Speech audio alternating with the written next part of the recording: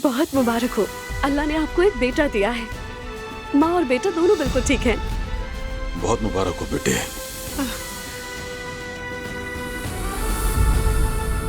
देखो, आपके बाबा आ गए।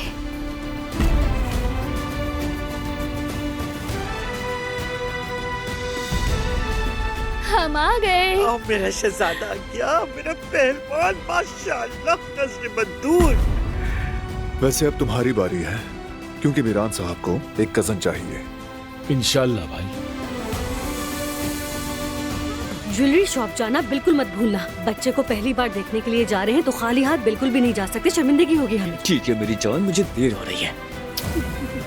ख्याल रखना।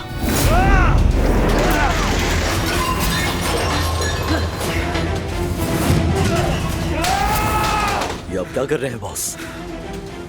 छोड़ो,